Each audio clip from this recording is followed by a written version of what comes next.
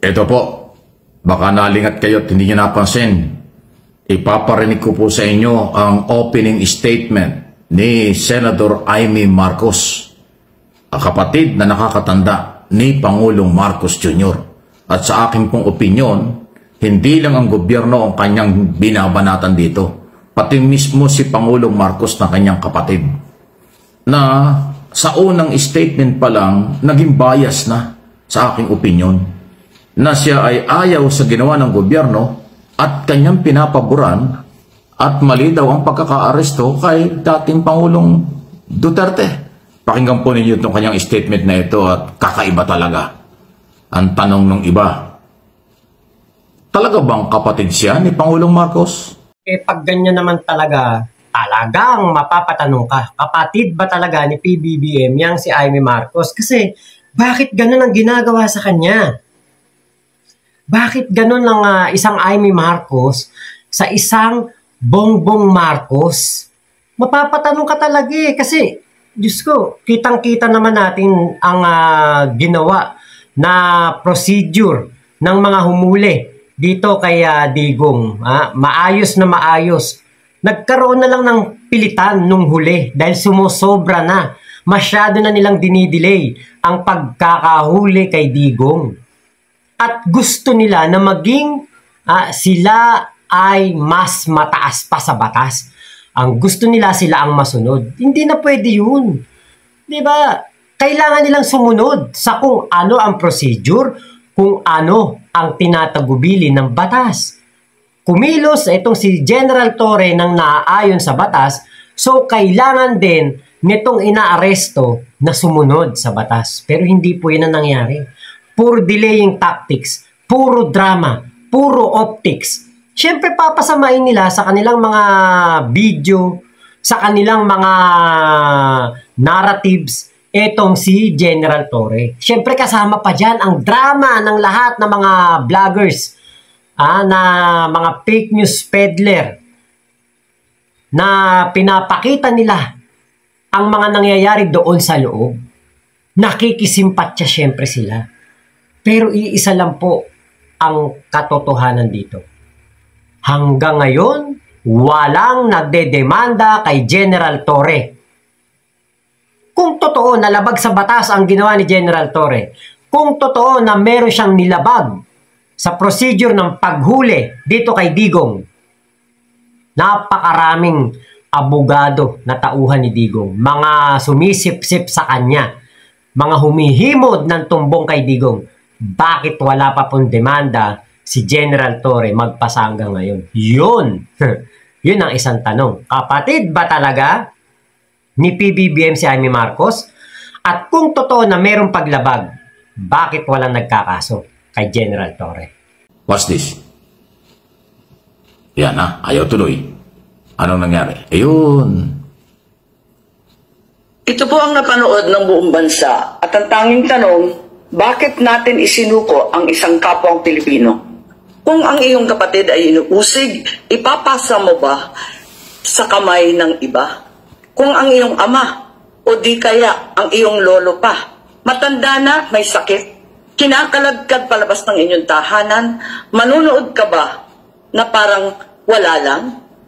Ganito ang nangyari ngayon. Isinuko natin si Rodrigo Roa Duterte sa dayuhan na para bang wala siyang sariling bayan, na para bang hindi na natin kayang humusga sa sarili nating tahanan. Here we are watching as a fellow Filipino, a leader, a father, a grandfather, a man who served this country is taken not by his own people, but by outsiders who claim the right to judge him. Sabi nila, batas ang dapat manaig. Tama. But whose law?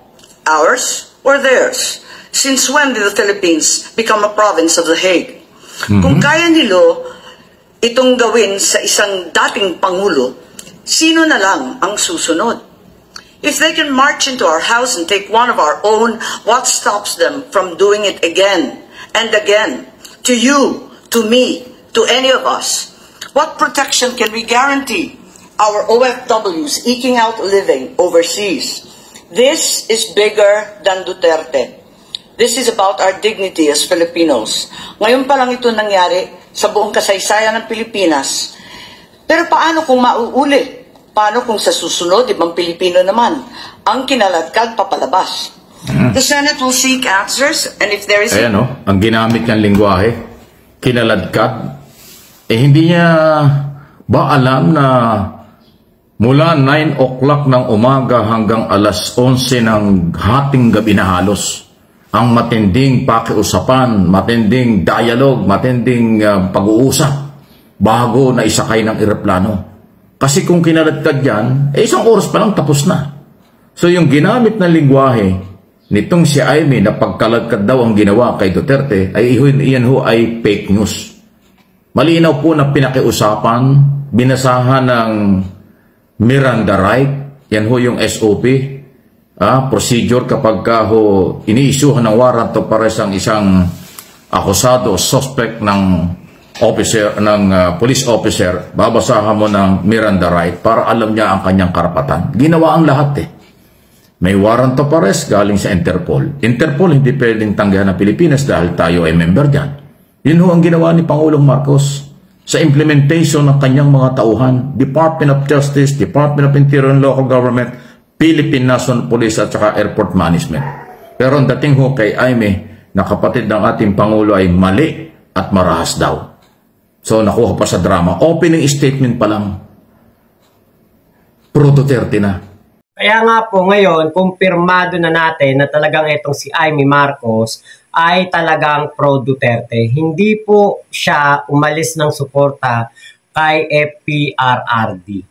Yun po ang katotohanan, yun po ang dapat natanggapin na ng mga loyalista na umaasa na baka itong kanilang manang Aimee ay magbago pa ang isip at maging solid talaga kay PBBM. Pero hindi po talaga na mangyayari yan. Napakahirap na po dahil nga patuloy ang pagwawalang hiya ni Aimee Marcos kay PBBM.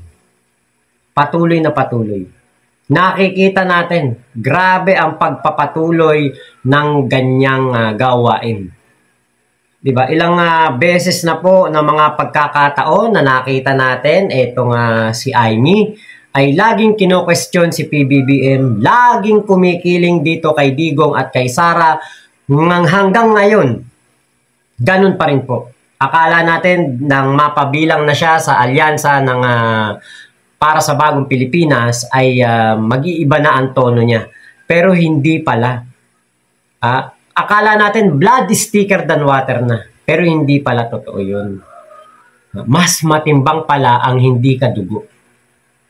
At ngayon, may statement pa ng pagmamalaki si Aimee Marcos. Ito po, panoorin po ninyo. Ngayon, yung tungkol sa rally na hindi na ako binanggit, okay lang. Tiisan tayo, wala tayong magawa. Total, sinabi ko naman mulat sa poll, baka mauwi ito sa away-away ng dalawang panig. Ayoko maipit. Sinabi ko na yun nung umpisa pa. Kaya sabi ko, independent talaga ako. Pupunta ako sa rally kung saan barkada ko yung lokal, yung host. Yun ang sabi ko. Yung unang rally sa Ilocos, nagwawala na yung anak kong gobernador. Sumipot ka naman, lakad natin to. Yun, di sumipot ako at yun nga. Pero yung ibang rally talagang hindi ko na pinupuntahan, pumunta naman ako at pinagpilitan. Matagal na rin yung tiis ko sa totoo lang. Nahihirapan ako, hindi ko nakakausap ang aking kapatid kundi sa publiko. Diba, eto nung panahon ng eleksyon, ikaw ang super ate. Nung manalo si PBBM, super ate ka pa din. Diba, pero a few years later, iba na. Naturingan kang ate Ate ka, di ba? Ikaw ay kapatid na panganay. Ate ka. Gano'n lang yung ipakita mo ang pagiging ate mo. Ikaw dapat ang kumakausap sa kapatid mo. Imposible namang hindi ka bibigyan ng panahon yan. Imposible namang hindi ka papansinin yan. Ate ka. Ang paggalang, pagrespeto sa iyo ni PBBM laging nandoon. Nakita namin yan. Nakikita namin yan. Pero ikaw, Aimee, ang umiiwas. Ikaw ang lumalayo sa kapatid mo. Yun ang kulang sa iyo. ang effort na ilapit mo ang sarili mo sa kapatid mo? Every weekend, every Sunday, nakikita namin post ni First Lady Lisa Marcos or post ni PBBM, nandoon siya sa bahay ng inyong nanay. Gano'n lang yung pumunta ka rin doon. Alam nga namang hindi pa kayo makapag-usap doon sa bahay ng nanay nyo. Diba? Si PBBM, ginawa niya yung move niya. Ginawa niya yung part niya bilang kapatid mo. Hindi kanya initsapwera sa alyansa. Pero, diba, ikaw ang gumagawa ng eksena para maging dahilan yun ni PBBM na wag nang banggitin ang pangalan mo.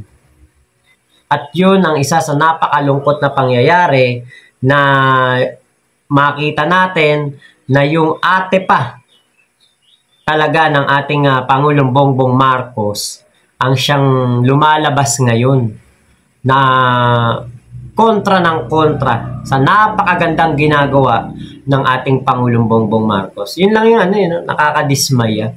Kung sino ka pang panganay ka pang kapatid, ikaw pa yung walang kwenta. Ikaw pa yung walang silbi. Ikaw pa yung nagiging kontrabida sa ginagawang mabuti ng kapatid mong Pangulo.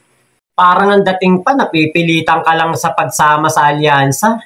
Parang ang dating pa, ipinilit lang sa'yo yung alyansa na yan. Baka nakakalimutan mo, Senator Amy, re-electionist ka.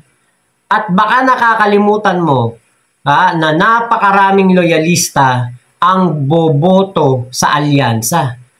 Sa ginagawa mo na yan, na pagmamalaki, pagmamayabang, akala mo ka kung sinong malakas para maging independent. Nako, ewan ko lang talaga kung ikaw ay mapasama sa Magic 12 na magiging senador sa 2025 May election.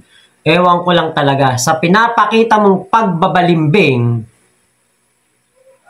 sa iyong kapatid. Ewan ko lang kung kaya kang ipanalo ng ginagawa mo. Kasi namamangka ka sa dalawang ilog. At yung binabangkaan mong kabilang ilog, hindi ilog, sapa lang. Sapa lang yan, yung mga DDS na yan, dahil maliit lang yan. Baka nga kanal lang eh. Kanal nga lang yata ang DDS ngayon eh. Hindi ka namamangka pala sa dalawang ilog. Namamangka ka sa ilog at sa kanal. Yung kanal na marumi, kukunti pa. Samantalang yung ilog na napakaraming loyalista ang susuporta, yun ang tinatalikuran mo. So anong kahinat niyan at ano ang magiging resulta ng kanyang in aid of legislation na investigasyon or in aid of re-election? Yun ba yun? So anong tingin nyo kay Amy Marcos? Bakit siya ganyan? Sa halip na dati ko na sinabi, dapat siya yung kapatid na nangungunang tumutulong sa kanyang kapatid bago ibang tao. Pero ngayon kabaliktaran, ang mamamayang Pilipino, Luzon, Visayas, Mindanao at sa buong mundo, majority ng mga Pilipino naniniwala, may respeto at sumusuporta kay Pangulong Marcos, pero yung kanyang kapatid totally ay kumukontra, especially dito sa pinakahuling aksyon ng gobyerno against Duterte. Hindi man lang sinabi hindi mo lang yata naalaala ni Amy yung grabing pagmumura, akusahan na bangag, akusahan na weak leader, kung ano-ano mga personal na batikos ni Duterte at mga Duterte kay Pangulong Marcos. Hindi man lang iniisip ni Amy. Pinagbantaan ni Sara Duterte na ipapapatay ang Pangulo, ang Speaker of the House at First Lady sa oras daw na may mangyari sa kanya. Hindi man lang naiisip ni Amy yun. Wala man lang siyang statement tungkol dyan sa mga pagbatikos, pagbabastos ng mga Duterte kay Pangulong Marcos. Tapos ito, sumunod lang sa batas si Pangulong Marcos, ang kanyang kapatid, kanya na hong kinukontra na para daw probinsya na tayo ng Netherlands o ng ICC. Di ba sinabi niya? Probinsya na ba tayo ng Hague? Parang gano'n na gusto niyang palabasin. Wow! Nung araw sinasabi ni Duterte, nung siyang presidente, okay lang tayo maging probinsya ng China. Walang sinabi si Amy. Ngayon na wala naman sinasabi si Pangulong Marcos na tayo magiging probinsya ng Netherlands. Ngayon sasabihin niya, probinsya na ba tayo? Wow! Lahat kabaligtaran. Ay, may magising ka. Marcos ka eh. Apelyido mo Marcos, bakit ganyan ang iyong mga batikos sa gobyerno ni Pangulong Marcos na iyong kapatid? Bakit ganyan ang iyong batikos sa gobyernong sinusuportahan ng mga Pilipino dahil sa isyu ng rule of law?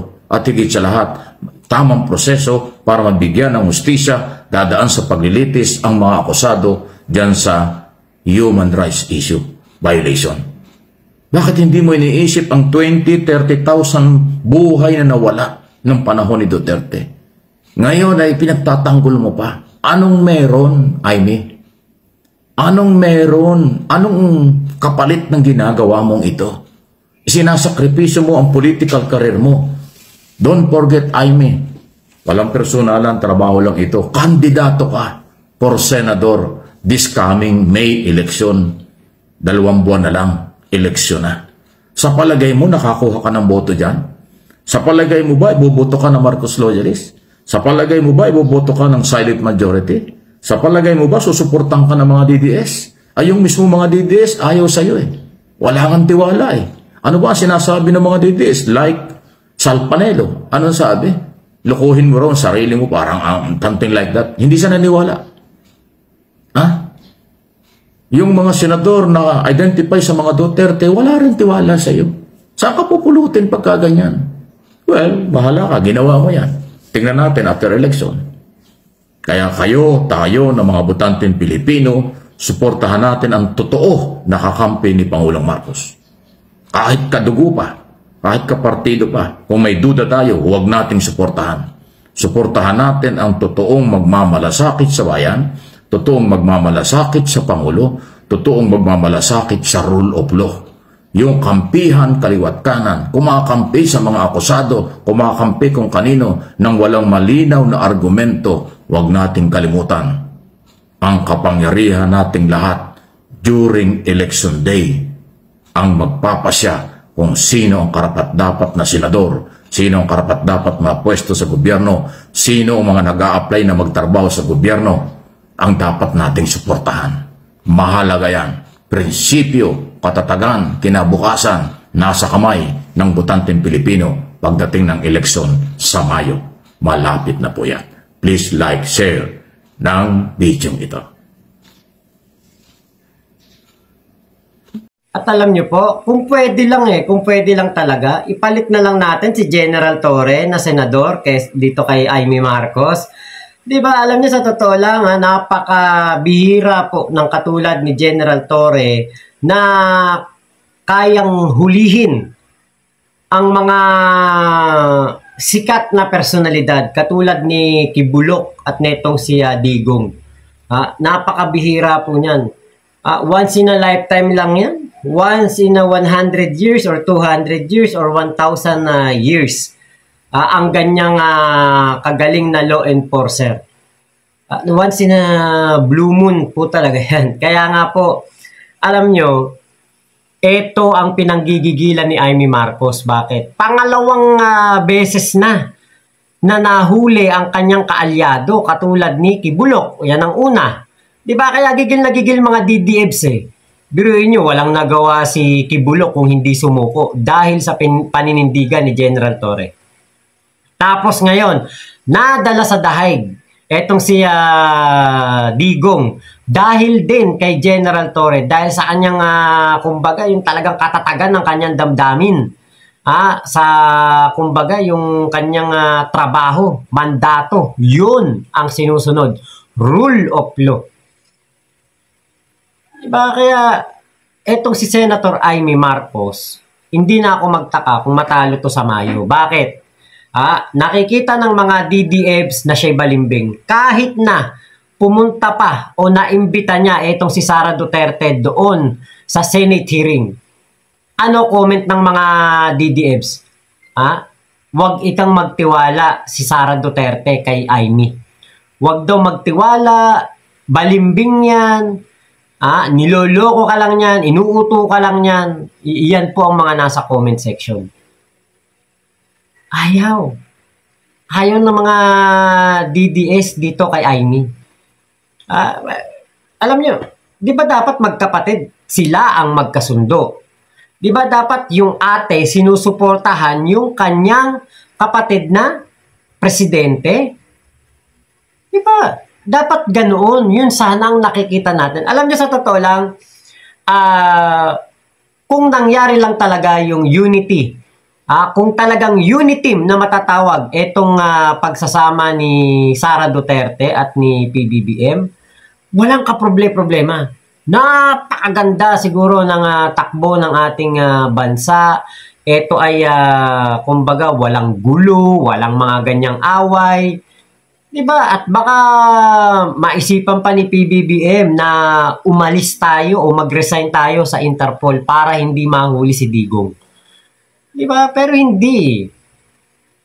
Yung unit team sinira ni Sara, sinira ni Digong dahil sa hindi lamang nabigyan ng intelligence fund at confidential fund si Sara Duterte. Hindi na-aprobahan. Na-question yung pondo. Iyan ang naging resulta. Nag-alboroto sila. Kasi malaking pera ang nakasalalay. Di ba? Kaya ito po ito po yung nakikita natin. Si Amy Marcos hindi po makakatulong sa ating gobyerno, hindi makakatulong kay PBBM, kaya ang dapat, huwag na lang iboto. Di ba? Alam niyo, sa totoo lang, itong katulad ni General Torre, ang mga magiging epektibo na senador. Lalagpasan nito ang isang Amy Marcos. Lalagpasan nito ang iba pang mga senador na walang kakwenta-kwenta. Yung mga nagsusuklay lang ng bigote sa mga hearing, nagmumukbang, naku po, sus Marios, kakain ng napakaraming alikabok. Ito, hindi naman sa pero parang mas matindi pa to kay Panfilo Lacson kapag naging senador. Di ba si Panfilo Lacson, siya ang pinapahawak ng budget ng Senado? Parang ganun hindi ako sure kung ano yung tawag dun sa kanyang posisyon. Pero siya ang pinapahawak ng budget. Bakit? Siguradong walang korupsyon, siguradong walang mangungupit. Di lalo pa pag General Torre ang ginawa mong ganyan. Diba? Puro pagsunod sa batas, rule of law, at gagawa ng batas na talaga namang magiging kaiga-igaya at magiging kapaki-pakinabang sa ating mga kababayan. Hindi yung magpapahiring para makagawa ng batas na papabor kay Digong at Kibulok. Ilang beses na nating nakitang ginamit ang Senado ng mga tukmol na senador na ito para ipagtanggol ang kanilang mga kaalyadong kriminal. Ilang beses na nating nakita yan. Nakarating pa nga ng Davao para lamang mapahinto ang paghuli kay Kibulok. Gamit na gamit ang Senado. Diba? Kaya nga umabot pa sa punto na itong si Mig Zubiri sinibak sa pagiging Senate President. Dahil naaabuso ang Senado Diba? Kaya sa ngayon darating na eleksyon, wag iboto si Amy, isama si Bato, isama si Bongo, wag suportahan. Tapos ang kwentong Duterte. Baka matahimik na Pilipinas kasi wala nang protektor sa gobyerno. Etong si Robin Padilla, ano na yan, kapag nakita niya nag-iisa na lang siya sa Senado, makikiayon na lang yan sa karamihan. Wala namang sariling pag-iisip yan Wala namang sariling desisyon yan. Laging may coach, laging may advisor, laging may kodigo yan. Diba? Kaya sana nga sa 2028, siguro retire na si General Torre nun. Siguro tapos na ang kanyang termino nun bilang PNP chief.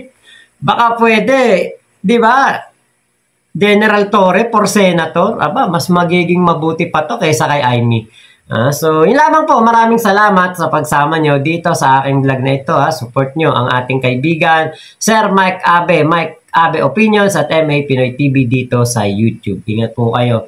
Happy Sunday. Mama chup chup. Love you. God bless us all, Pilipinas. God first. Ano, payag ka? General Torre? For Senator sa 2028? Ako, payag ako.